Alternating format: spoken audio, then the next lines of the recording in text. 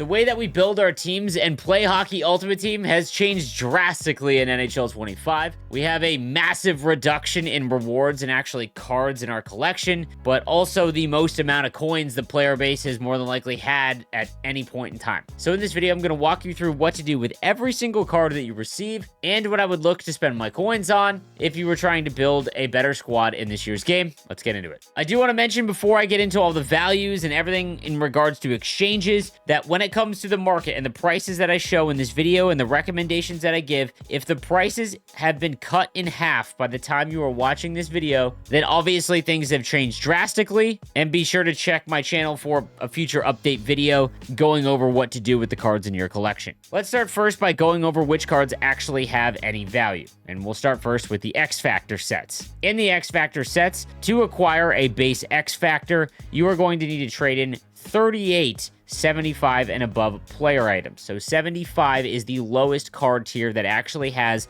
a lot of value for you when you pull that card. Right now, 75 and above player items are going for anywhere between 4,000 and 4,300, which means at 4,300, you're looking at 1.3 million coins in value to make one of the Captain X Factors. At the current time, it is Nylander, Heiskanen, Fox, and Kucherov, which also means that at the current price to make Connor McDavid's Series 1 charged X Factor, you're looking at 5.2 million coins in value, which is just psychotic. Now, the next cards that have an increased value would be the 76 and above player items, because those are what you use to turn into power-up icons. You will need 24 76 and above player items to make either a vintage or modern power-up icon. Now, when it comes to 76 and above player items, you're looking at about 4,500. Again, you need 24 of them, which equals 108,000 per power-up icon. You need 12 of those to make a hologram card. That means that each hologram card is going to run you 1.3 million coins to acquire it. The next increase in card value is 77 and above NHL player items. To make one of the Team Builder cards, you will need to trade in 6 of the 83 overall Team Builder player items, which means you need to trade in 16 of a specific team at 77 and above. Now, again, there are some other issues that come into this, is because you need 16 of the same team, but if we're just talking blanket 77 and above NHL player items, you're looking at about 5,000 coins per. That's usually where they fall in. Obviously, some teams are going to be more expensive than others, but let's assume that you get each one for 5,000. You need 16 of them, that's 80,000 for an 83. You need 6 of them, that's 480,000 coins for a Team Builder player item. And then the last big jump in overalls is going to be for the event sets. In the first event, the Cover Athlete event, it requires you to trade in 79 and above player items. You need 6 of them to make a 82 overall Cover Athlete. These roughly fall in at about 9,000 per. You need 6 of them to make an 82, which is 54,000 coins. Times that by 6, and you're looking at about 324,000 coins in value to make one of the Master Set player items. Now, I do want to mention that there are some other card values that have some value, and essentially that means 80 overall and above. They can be traded in for X Factor or power-up icon tokens. However, the issue with this is that we won't require a lot of tokens until we reach much higher overalls, because as it stands right now in the low 80s, you only need 1 for an upgrade. And when it comes to X Factors, it's so hard to get a captain card that you're more than likely not going to need many X Factor tokens at all, so it really hasn't impacted the market. But as the game goes along and we have more cards and there's more need for tokens to upgrade these items, these will rise in value. But as it stands right now, they really aren't all that important to you. So those are all the values for the lower tier cards that you receive. Now let's talk about what to do with each of those individual overalls when it comes to tradable cards. So let's start first with any card that is 69 and below in overall, and it is tradable. Because it requires so many of these before you actually get to a card that has any value at all, which would be 75 and above, what you want to do with these tradable cards is simply quick sell them. It is not a lot of coins at all, but when you average out the fact that you need 64 cards that are 69 and below to make a 75 overall card via exchanges, you can't sell these on the auction house because EA has set the minimum price way too high for them to actually be sold. So again, if you're watching this video later on in the year and the minimum price on the auction house is actually lower than 1050, then this could change some things. But as it stands, anything below 70 overall needs to be quick sold. That is where you're going to get the most value for your cards. So again, any card that is 69 and below in your collection, you just want to quick sell. That is going to give you the most value because you simply can't auction them off or put them in the auction house, and it requires far too many to trade in to get an actual usable card in value. All right, moving on to 70 to 71 overall player items. Again, same situation. Because it would require 4 70 and above player items to make one 72 or 73 overall item, you would need to do that set 4 times before you would be able to do this 74 to 75 overall player item set. The issue here is that if you get a 74 item in this set, you've effectively crushed your profit margin because 74 overall items can't be used in X Factors or anything else. So then you would need to wait for more 74 overall items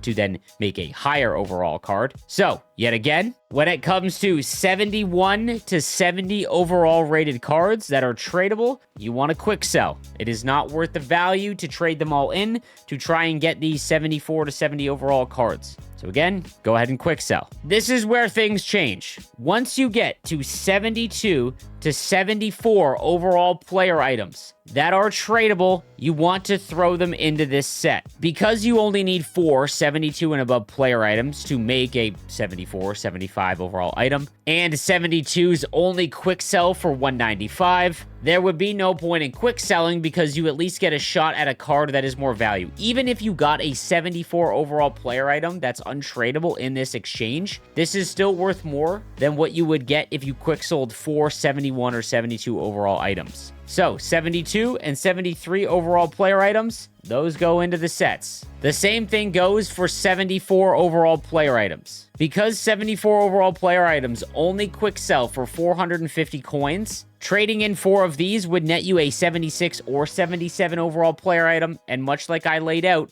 a 76 overall card is going for over 4,000 coins. So to recap, at the current market value in the auction house, again, you will have to just go and see if prices have changed when you're watching this video. 71 and below player items that are tradable, you want to quick sell. The coins are worth more than what you would have to trade in to actually get any value back. 72, 73, and 74 overall items that are tradable, you should throw into the exchange sets to get a higher overall. That is where you're going to get more value. Now, once you get into 75 and above player item, this is where it's going to be completely dependent on what you want to do. When it comes to X Factors, power-up icons, and team building sets, in the current landscape of the rewards and content structure that we have, again, this is all subject to change, but I can only go off what we have available to us. As a free-to-play player, there is not enough rewards that you are going to be able to achieve to even slow play doing all 3 of these. Team building sets specifically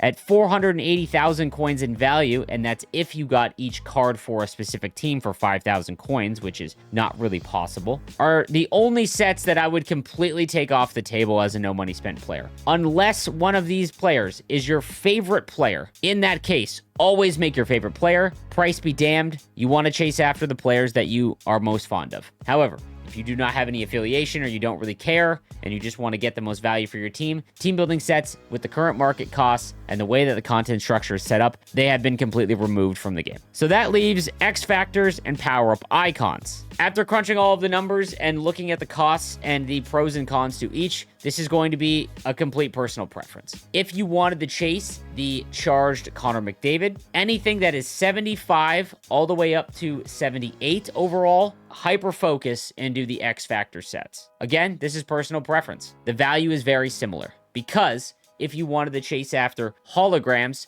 you could do the same thing with 76, 77, and 78 overall items. I would throw all of those into the hologram sets to try and make more of those hologram power-ups. Again, the value is roughly the same. The one thing to consider is that obviously with X Factors, you are chasing after the best card in the game. This Connor McDavid is going to be the best card in the game. There will be a cost to upgrading him. The big difference here is that when you trade in these 4 Captain X Factor cards, you get 2 of them back account bound, which means that you can only play with them. But regardless, you will be able to upgrade them throughout the year. Whenever they receive a higher rated overall card, even though they are account bound, you can still upgrade them so they will be among the most powerful cards in the game. You also get Connor McDavid's Charged X Factor. That is untradeable, which leads to the theory that you're more than likely going to be able to trade that card in for a Team of the Year, let's say. But when you consider that hologram cards also have no cost zone abilities, they are equally as impactful as Connor McDavid's card, other than the fact that Connor McDavid is the fastest card in the game and has a free zone ability that legitimately makes him the fastest card in the game with the puck.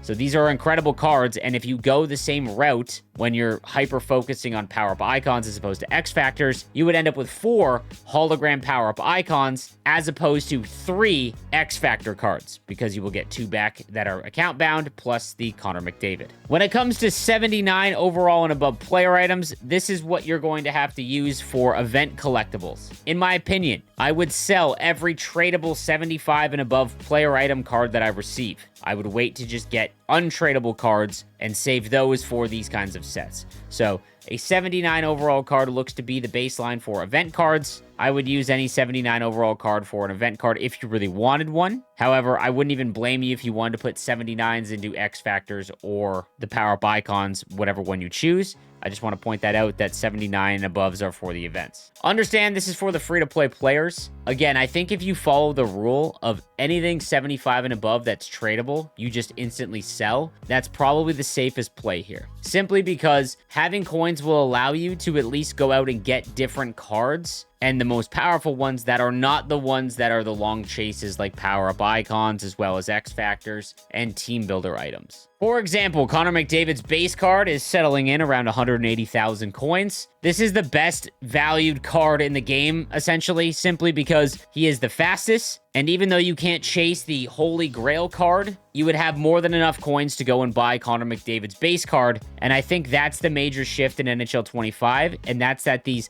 high-tier base cards are going to have more value than they've ever had. The same thing goes for players like Nikita Kucherov. Again, even though it is not the X Factor super flashy edition card, let's say you have 500,000 coins, you would be able to get base Connor McDavid as well as Nikita Kucherov, as well as base Austin Matthews, and you would have one of the best teams in the game currently, because so few people, even if they spend thousands of dollars, can even get the high-end chase cards. The other thing to note is that if you have more coins than you've ever had, you need to be okay with just going out and trying to buy a new card for the sake of trying them out. For example, I wanted to try this new 85 Eric Lindros cover athlete card. I did not want to make him untradeable and be locked into him for a cheaper price. So I spent $270,000 on Eric Lindros to try him out to see if I like this card or not. The values will stay higher longer than they've ever had because the overalls do not increase, and these are really the only cards that are obtainable for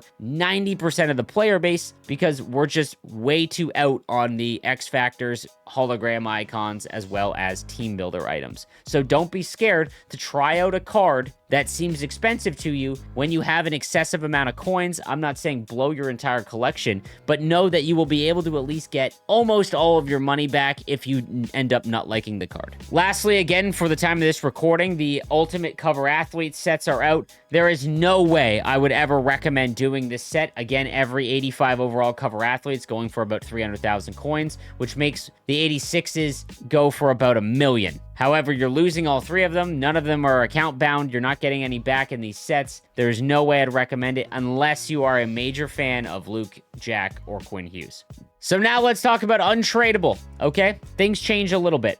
Anything that is 74 overall and below, I would throw into exchange sets. Obviously, EA could come out with something that will make these lower cards valuable in future events or anything like that. And if you want to play it safe, I wouldn't blame you. I'm just simply giving you the current value now and what I would do with them. 74 and below, you throw into exchange sets to try and chase 75 and above player items. If you do not want an X Factor and you are chasing the power-up icon hologram cards, I would throw 75 overall tradable cards into this set to try and get a 76 or 77 overall player item. And then any item that is 76 to 78 overall that is untradeable, I would throw into whatever set that you are trying to hyper focus on. Whether it's the icons or the X Factors, whatever one you choose, that is what I would put the untradeable cards into to try and hyper focus and get one of these cards. And then lastly, 79 and above untradeable player items, save for future events. So that was a lot of numbers. I apologize if it's a little confusing. I tried to make it as streamlined as possible. I need to stress that if there is a major change in the market,